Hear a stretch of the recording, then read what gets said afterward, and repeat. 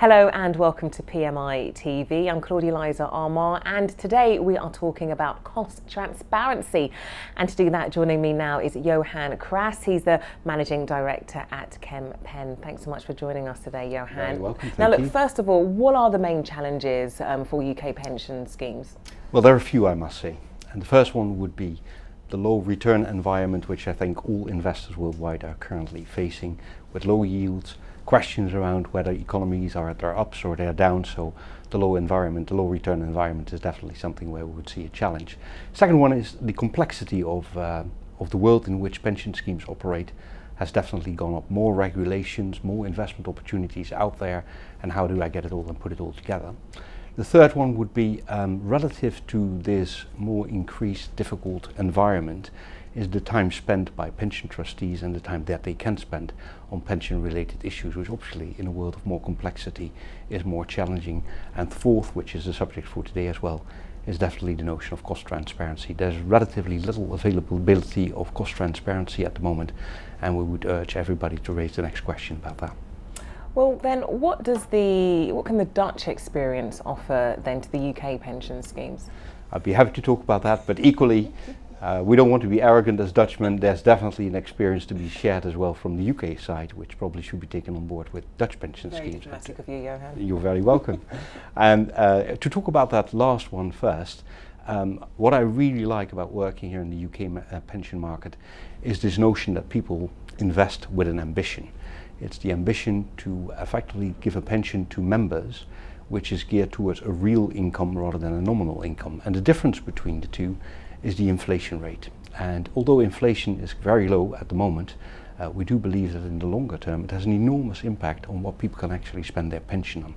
And UK pension schemes, more than Dutch pension schemes, are focused on providing that real income. So that would be a plus for the UK.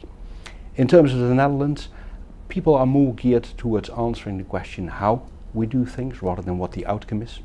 Investment is a profession which is pretty difficult in terms of deciding on the outcomes. And so in the Netherlands, we've gotten used to define prudency as process rather than outcome. We spend a bit more time on how we do things. And we would encourage UK schemes to spend a bit more time on finding out how things are being done rather than just focusing on the outcome. Another thing where I think Dutch funds have really progressed is this cost transparency issue. A lot of effort being put by the industry to make sure that people understand what costs are being paid to who and with what ambition in mind. So why is cost transparency relevant? Well, the first element to that would be to understand whether what you're paying is a fair price. And this is not a game about the good, the bad and the ugly ultimately. This is about understanding of, given your investment ambition, whether you're paying the right price.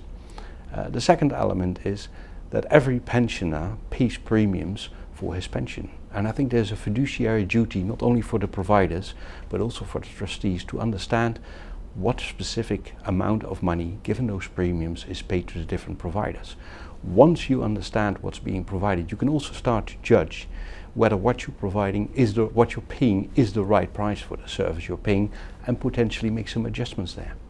So then what should the UK be doing to start organising itself for greater cost transparency? First of all, start with raising the question. Make sure that every time you meet with a provider, you raise the question about fees. And the second stage is really to ensure that what you hear back, you understand. And if you don't, raise the next question. In raising questions, you make it clear to the provider that this is an issue which is important on your agenda, that you truly want to understand what's happening, who's earning what, for what purpose, and what the benefit might be. As mentioned earlier, it's not about the good, the bad or the ugly. It's understanding whether, given your investment ambitions, you pay the right price for the services you're getting. And one of the things we would encourage UK plans to do is to take this in collaboration amongst each other, is form a group of people which in collaboration will start raising those questions as an industry rather than as an individual scheme. And are there any practical guidance you offer to pension schemes to help them address this challenge? We've got a service called the Health Check, and through the Health Check what we try to do is raise all those difficult questions which people not daily involved in the investment management industry might find it hard to ask. So effectively raise the questions for the trustees. once we've got the analysis, we are able to provide them not only with an overview, but with some suggestions as well as to where they might be seeking improvements, or in some cases even renegotiate fees with their providers.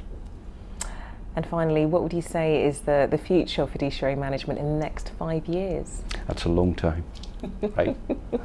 Well, very hopeful. If you look at the growth statistics of this industry over the last couple of years, it's grown by about 30% per annum. In the initial stage of fiduciary management, it was pretty much about smaller funds which were interested in fiduciary management. Where we see a pickup now in interest is also in the mid and especially in the larger schemes as well, whereby there's a realization that although it's one word, fiduciary management, the services which we need to provide to the large schemes are probably very different from the services we need to provide to the mid schemes. In terms of that mid-market, that will continue to grow, and in addition to that, those people that earlier on choose the route of fiduciary management are now re-evaluating their providers and their services, and hopefully with the help of the FCA as well, we'll find a bit more prudent process around how these people are being selected. Johan Cras, thanks so much for talking to us today. You're very welcome. Thank you.